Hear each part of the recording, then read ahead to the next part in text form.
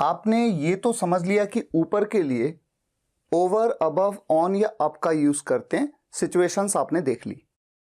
जब भी हम किसी चीज के ऊपर या किसी चीज पर किसी चीज के होने की बात करते हैं, जब उसे टच करता है, ऐसे में मैंने आपको ये तो बता दिया कि ऑन का यूज करते हैं। लेकिन इसके अलावा भी दो विकल्प और हैं, उनको देख लेते हैं। ये देखिए, ऑन के अलावा एक है अपॉन और एक है ऑन टू। तीनों का सेंस ऊपर के लिए बहुत कंफ्यूज करता है। तो सबसे पहले देखिए कि ऑन का यूज तीन अलग अलग सिचुएशंस में किया जाता है। पहली सिचुएशन ऑलरेडी आप देख चुके हैं, जब किसी चीज के ऊपर कुछ है टच करते हुए। ऐसे हर सेंटेंस में आप ऑन की जगह पर अपॉन का यूज कर सकते हैं, बोलते वक्त भी लिखते वक्त भी, इसीलिए इक्वल का साइन लगाया, यानी कि कोई डिफरेंस नहीं है। ऑन की जगह अपॉन कह सकते हैं, कोई फर्क नहीं पड़ेगा। लेकिन इसके अलावा ऑन का यूज किसी भी डे, किसी भी डेट या किसी भी ओकेजन यानी कि अवसर के साथ में होता है। एग्जाम्पल सभी देखेंगे। और दाईं तरफ या बाईं तरफ जब हम कहते हैं तो ऑन का यूज होता है, on the right, on the left. तो पहले जरा इसके एग्जाम्पल्स देख लेते हैं, बहुत ईजी है। ये देखिए, सभी एग्जाम्पल्स वही एग्जाम्पल्स हैं जो मैंने ऊपर के लिए ऑन का यूज करते वक्त आपको बताए थे। ठीक है, इन सभी जगहों पे आप ऑन की जगह पर बेझिझक अपॉन का यूज कर सकते हैं। लिखते वक्त भी, बोलते वक्त भी, बिल्कुल सही बनेगा सेंटेंस। पेन टेबल पर रखा हुआ है, the pen is kept on the table कहो चाहे अपॉन द टेबल, बात एक ही है। रोहित हाथी के ऊपर बैठा हुआ है, Rohit is sitting upon the elephant. Dining table पर मोमबत्तियां पड़ी हुई हैं, candles are lying upon the dining table. अपने ऊपर पानी मत डालो, don't put water upon yourself. अब देखिए, जैसा मैंने बताया कि ऑन का यूज दूसरी सिचुएशन क्या है, डे, डेट या किसी भी ओकेजन के साथ होता है। डे मतलब Monday, Tuesday, Wednesday, Thursday, Friday, Saturday, Sunday, कोई सी भी डेट हो, कोई सा भी ओकेजन हो। ओकेजन मतलब जैसे कि जन्मदिन, शादी, ऐसे ओकेजन्स के साथ भी ऑन का यूज किया जाता है। एग्जाम्पल देख लीजिए, वह सोमवार को आएगा, he will come on Monday, Monday के साथ ऑन। वो 20 दिसंबर 2012 को आया, ही केम ऑन 20th दिसंबर 2012। जब हम हिंदी में बोलते हैं तो हम दिसंबर कह देते हैं, लेकिन जब इंग्लिश में बोलते हैं तो हम क्या कहते हैं, दिसंबर। और दूसरी बात यह है, इंपॉर्टेंट, थोड़ा आपकी नॉलेज के लिए, यहां पर ऑफ का भी यूज कर लिया जाता है, बोलते वक्त भी लिखते वक्त भी। ही केम ऑन द, और यहां पर फिर ऐसे केस में जब ऑफ का यूज करते हैं तो यहां पर द का यूज कर देते हैं। He came on the 20th of December 2012। ये प्रॉपर एक सेंटेंस है, ग्रामेटिकली करेक्ट। या तो ऑफ का यूज ना करिए तब भी ठीक है, ऑफ का यूज करते हैं तो हमेशा आप ये पाएंगे कि जनरली द का यूज भी डेट से पहले कर दिया जाता है। आप देख रहे हैं डेट है, ऐसे केस में ऑन का यूज हो रहा है।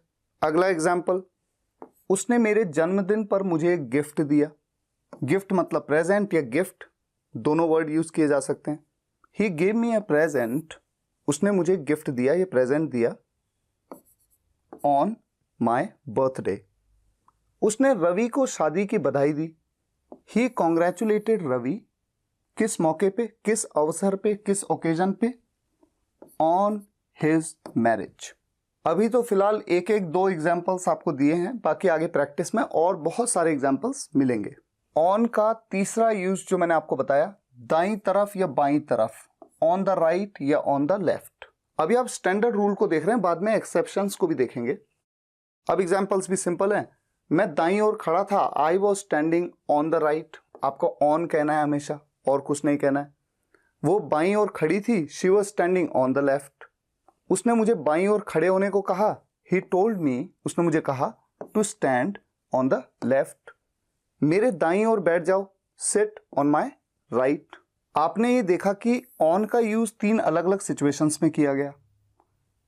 यहां पर मैंने आपसे कहा कि आप अपॉन का भी यूज बेझिझक ऑन की जगह पे इस तरह के सेंटेंसेस में कर सकते हैं। हम अक्सर ये जानते हैं कि जैसे एक टेबल है, उसके ऊपर कोई चीज रखी हुई है, टच हो रही है, ऑब्वियस सी बात है उसके ऊपर है, तो हम जनरली कह देते हैं this is kept on the table, simple.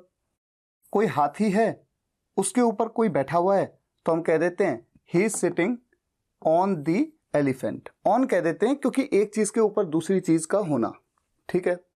लेकिन अक्सर आप ये गूगल में अगर चेक करेंगे, कहीं पे आप देखेंगे कोई आपसे ये कह सकता है कि अपॉन का यूज हायर लेवल या हायर पोजीशन के केस में किया जाता है। इसका मतलब क्या हुआ? इसका मतलब ये हुआ कि ऐसा माना जाता है जैसे कि हाथी है, यहां पर आप खड़े हैं, आपसे ऊंचा लेवल है ना हाथी का, उसके ऊपर कुछ है, तो जब लेवल से ऊपर हायर लेवल पे कोई चीज किसी चीज के ऊपर है, ऐसे में ऑन की जगह पर बेहतर होगा अपॉन का यूज करना। जैसे कि दीवार पर मान लीजिए घड़ी लगी है, आपके लेवल से बहुत ऊपर है, ठीक है, तो आप कहते हैं कि दीवार पर घड़ी है, the clock is on the wall की जगह बेहतर होगा ये कहना अपॉन द वॉल। लेकिन इस बात को कोई मानता है, कोई नहीं मानता है, लेकिन जनरली अगर आप इंग्लिश नेटिव को सुनेंगे तो ऐसे केस में आप ये देखेंगे कि यहां पर भी ऑन का यूज हो जाता है, यहां पर भी हो जाता है। तो ऑन या अपॉन का यूज आप बेझिझक एक दूसरे की जगह पे कर सकते हैं। लेकिन जब बात आती है ऑन टू की, ये इंपॉर्टेंट है कि ऊपर या पर, किसी चीज के ऊपर या किसी चीज पर जाना, मूवमेंट, ये इंपॉर्टेंट है। पहले मूवमेंट होना, यानी हिलते हुए मूवमेंट हुआ, एंड देन टच, और उसके बाद उसके ऊपर आ जाना। एग्जाम्पल देखते हैं, ये देखिए ऑन टू के एग्जाम्पल्स। निखिल बिस्तर पर कूद गया, तो जब वो कूदा तो पहले वो नीचे था, उसके बाद कूदा तो मूवमेंट हुआ, और मूवमेंट होने के बाद वो उस चीज के ऊपर आ गया, टच हो गया, सही है ना। निखिल बिस्तर पर कूद गया, Nikhil jumped on to the bed. अच्छा, यहां पर अगर आप कह दें on the bed, Nikhil jumped on the bed, ऐसा कहा जाता है, ऐसी बात तो नहीं है कि नहीं कहा जाता। तो ये थोड़ा सा इंटरचेंजेबल हैं, बोलते वक्त भी लिखते वक्त भी। जरूरी नहीं है कि आप ऑन टू का ही यूज करेंगे तो ही बिल्कुल सही सेंटेंस है, लेकिन ये प्रॉपर सेंटेंस है, बिल्कुल एग्जैक्टली ऐसे बोला जाना चाहिए। मैं कूद कर घोड़े पर बैठ गया, I jumped on to the horse, क्योंकि पहले नीचे थे, कूदे और उसके बाद बैठ गए, उसके बाद उसके ऊपर आ गए, पहले मूवमेंट हुआ। झाड़ू अपने आप टेबल पर आ गया, the broom came on to the table, खुद ब खुद या अपने आप, बाय इटसेल्फ। मैंने कुर्सी पर अपना हाथ रखा, तो पहले जब मैंने हाथ को रखा तो पहले मूवमेंट हुई, उसके बाद हाथ कुर्सी के ऊपर आ गया। I put my hand on to the chair. अब जैसे देखिए, आपकी नॉलेज के लिए कुछ सेंटेंसेस यहां पर लिखे हैं, ये कुछ मिसलेनियस एग्जाम्पल्स हैं। एक बार की बात है, ऐसा अक्सर जब भी किसी कहानी की शुरुआत होती है तो ऐसे बोला जाता है, एक बार की बात है। आपने अक्सर सुना होगा, क्या बोलते हैं, वंस अपॉन अ टाइम। अब आप सोचेंगे कि यहां पर ऑन का यूज किसी चीज के ऊपर अपॉन का यूज क्यों किया जा रहा है। ये एक क्या है, एक मुहावरा है जिसे हम ईडियम कहते हैं। तो एक मुहावरा है, उसे बोलने का एक अंदाज है जो इंग्लिश नेटिव बोलते हैं उसी तरह से बोलते हैं। यहां पर कोई लॉजिक नहीं है कि किसी चीज के ऊपर की कोई बात हो रही है। वो अपने चेहरे पर क्रीम लगा रही थी, शी वॉज अप्लाइंग क्रीम। क्या यूज करें, ऑन का यूज करें या फिर अपॉन का यूज कर लें या फिर ऑन टू का यूज करें। अलग अलग तर्क मिलेंगे इस पे। कई लोग ये कहेंगे कि क्रीम को जब लगाते हैं तो पहले मूवमेंट होता है, फिर उसके बाद में उसको लगाते हैं तो मूवमेंट होता है और टच भी हो रहा है, तो ऐसे में ऑन टू का यूज करना बेहतर है। लेकिन ऐसा बिल्कुल नहीं है। आप ये पाएंगे कई बार इंग्लिश मूवीज में अगर इस तरह का कोई सेंटेंस आएगा, ऑन का भी यूज हो जाएगा, अपॉन का भी, ऑन टू का भी। तो तीनों ही विकल्प बिल्कुल सही है। तो इसीलिए मैंने कहा कि अक्सर तीनों के तीनों इंटरचेंजेबल होते हैं, लेकिन लॉजिकली जहां पर मूवमेंट हो और फिर टच हो ऑन टू, और ऊपर के लिए किसी चीज के ऊपर कुछ होने पे ऑन या अपॉन दोनों में से किसी का भी यूज कर सकते हैं। और ये जो तीसरा वाला एग्जांपल है, मैंने टेबल पर पेन रख दिया है, I have kept the pen. मैंने आपको बताया कि ऑन का यूज तो बड़ा कॉमन है, ऑन की जगह पे अपॉन का भी यूज आप कर सकते हैं। ऑन टू का यूज कर सकते हैं क्या, पेन को रख दिया, पहले मूवमेंट हुआ, फिर टेबल के ऊपर पेन आया, तो मूवमेंट तो हुआ है, ऑन टू का भी यूज कर देंगे तो कोई गलती नहीं है। लेकिन सबसे बेस्ट विकल्प क्या है, ऑन। यहां पर सबसे बेस्ट विकल्प कौन सा दिख रहा है, क्योंकि मूवमेंट है, लगाते हुए क्रीम को, ऑन टू का यूज।